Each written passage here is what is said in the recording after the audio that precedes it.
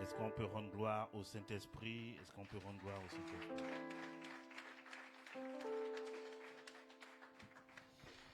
Alors, ça fait 2 mois que nous traitons ce thème sur Victoire sur la sorcellerie. J'espère que vous avez été visité pendant ces 2 mois. Que la parole déjà t'a fait d'abord du bien. Comme j'ai l'habitude de dire que le plus important c'est la parole. Le reste là, prophétie, délivrance, c'est secondaire. Amen. La chose la plus importante c'est les Écritures. J'espère que Dieu vous a ouvert les yeux. Que vous savez comment, quand je dis normalement ce thème là, on peut le faire pendant 1 mois. Un mois, 1 année, 2 années. Il y a tellement de choses à dire. Quand j'étais encore en train de prier, Dieu m'ouvre encore l'esprit sur des choses que je dis, il y a trop de choses à dire. Il y a trop de choses à dire. On va écouter le Saint-Esprit s'il veut qu'on prolonge ou bien s'il veut qu'on va traiter un autre thème. J'ai déjà une idée de ce qu'on va faire, mais je suis toujours à l'écoute du Seigneur. Amen. Donc nous avons dit plein de choses. Nous avons parlé de plein de choses de Dieu pour expérimenter une pleine délivrance. Sachez une chose, que la délivrance est pour tout le monde. Amen. Aucune personne n'est épargnée de ça. Même moi-même, j'ai besoin de délivrance. Ton amen est bizarre. Ton amen est bizarre. C'est pour ça que quand mon père spirituel est dans la région, je cours. Papa, prie pour moi. Parce qu'on a besoin de délivrance. La délivrance est un processus de toute une vie. Amen. Dieu te libère d'un domaine, tu avances. Quand tu as besoin d'entrer dans il te délivre, tu avances. C'est ça. Donc ne voyez pas que non, on a prié pour toi, tu es tombé, tu as crié et c'est fini. Non. Il y a un moment donné de ta vie, Dieu aura encore besoin de te libérer d'une chose pour que tu puisses avancer. Alléluia. Donc la délivrance, dis à ton ami, la délivrance c'est toute une vie. La délivrance là va finir quand on sera auprès du Père, quand le jour de l'enlèvement, ou bien quand tu seras au paradis là-bas auprès de Dieu. Là la délivrance, c'est quand tu seras complètement libéré. Pourquoi la délivrance c'est toute une vie? Parce que nous habitons un corps qui a eu la sémence du péché. Alléluia. Romains chapitre 8 nous dit clairement, non, c'est Romains chapitre 7 qui nous dit clairement que le péché, je paraphrase, le péché, en d'autres termes, nourrit les puissances des ténèbres. Alléluia. Tant que tu as ce corps-là, tu auras toujours besoin de délivrance. Ton amen est bizarre. Parce que ton corps a la sémence du péché. Alléluia. Bon, le prophète a pratiqué la présence de Dieu. Merci Seigneur pour cet enseignement parce que la pratique de la présence de Dieu permet de neutraliser le péché. Si tu ne pratiques pas, vous savez qu'il y a une période là, je te faisais 3 mois, 6 mois. Je me rends compte que pendant 6 mois, je ne péchais pas. Pourquoi? Parce que c'est des temps de consécration. Quand tu es dans la présence de Dieu, tu ne pêches pas. Alléluia. Tu es tellement imprégné de la présence de Dieu, tellement imprégné de la gloire de Dieu. Tu es tellement imprégné de son atmosphère que tu ne peux plus pécher. Même quand tu veux faire quelque chose, il y a ta conscience qui ne le fait pas et tu évites, tu ne pêches pas. C'est ça la clé de la pratique de la présence de Dieu. Donc plus tu pratiques la présence de Dieu, tu prends conscience de la sainteté de Dieu.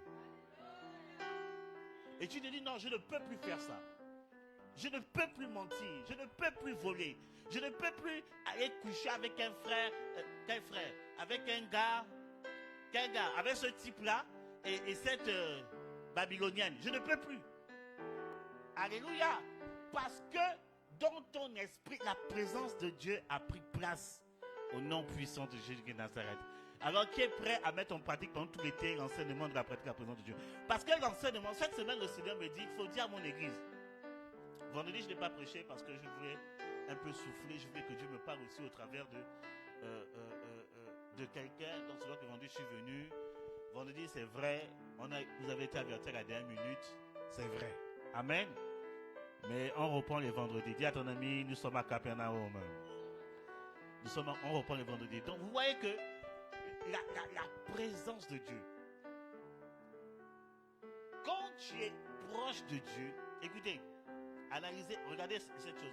La Bible compare Dieu comme une montagne. Alléluia. La Bible compare Dieu comme une montagne, on trouve dans le livre des psaumes. Vous qui faites randonnée là, Bon, on m'a dit que les femmes ont fait randonnée.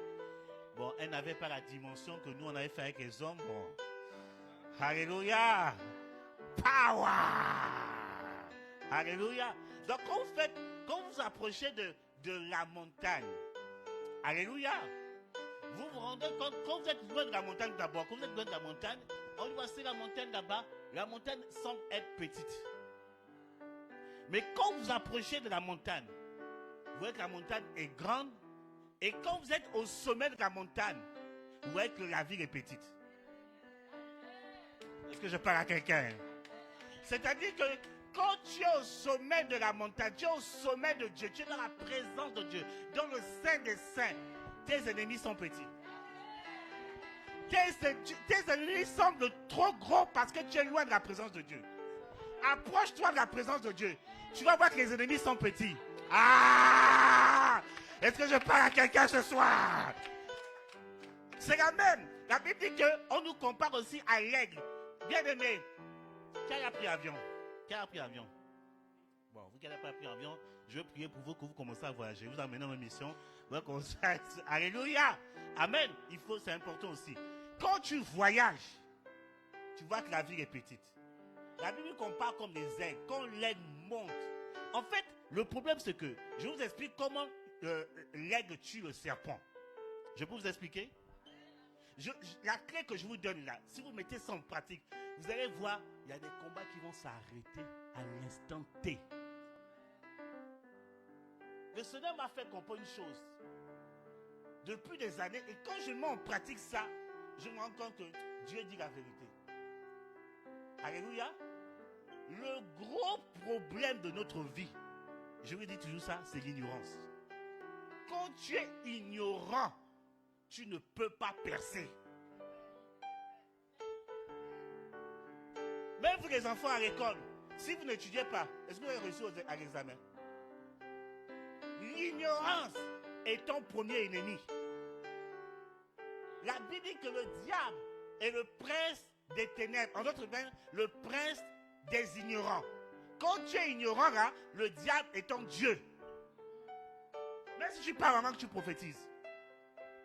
Il faut refuser l'ignorance. Dis à ton ami, refuse l'ignorance. L'ignorance, c'est pas bien. Hein? Écoutez, imaginez-vous un héritier, il ne sait pas qu'il est roi. À cause de ça, il vit comme un pauvre. Juste à cause de l'ignorance. Le Seigneur m'a toujours dit, le problème, j'ai cherché Dieu pour quelque chose. J'ai dit, Seigneur, pourquoi? Le Seigneur m'a souvent dit, ton problème, c'est que tu es ignorant. Cherche la connaissance. Quand j'ai cherché la connaissance, j'ai trouvé la solution.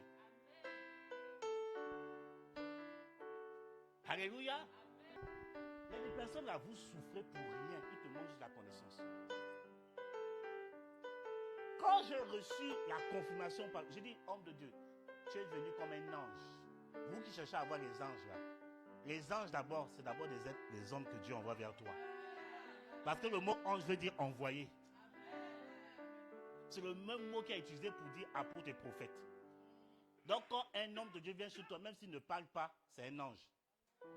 C'est ce que vous ne comprenez pas. Parce que tu vois le gars, 1m75, voilà, tout ça là, non. Non, quand un homme de Dieu, ce n'est pas prévu, il dit que je ne pas chez toi, c'est un ange. Il faut profiter de la grâce. C'est que vous ne comprenez pas. Vous savez, comme mon père du Dieu ne vient pas beaucoup en France. Quand il a dit, en plus il m'appelle, mon fils, je suis à Bordeaux. Je dis, qui est fou? Je dis, chérie, allons-y. Je dis, tu t'arranges. Du temps que tu as fait de travail là, je m'en fous. Tu t'arranges, on doit partir. On est parti. Moi, j'ai tout pris. Parce que je sais que là, c'est l'ange que Dieu m'a. Et Dieu a débloqué quelque chose dans ma vie depuis que j'ai passé du temps avec mon père. Parce que quand tu ne sais pas discerner, tu vas passer à côté de beaucoup de choses. Alléluia. La connaissance. Le problème, c'est que mon peuple périt parce qu'il lui manque la connaissance. Il dit, la Bible dit que parce que tu as rejeté la connaissance, je te retire le sacerdoce.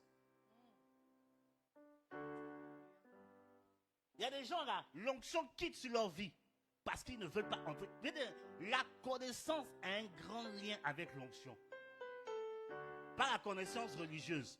Pas la connaissance charnelle. Pas la connaissance qui enfle. La connaissance dans la révélation. Ça te retire l'onction. Qui a dit amen bien? Le serpent, comment l'aigle tue le serpent? L'aigle, il prend le serpent.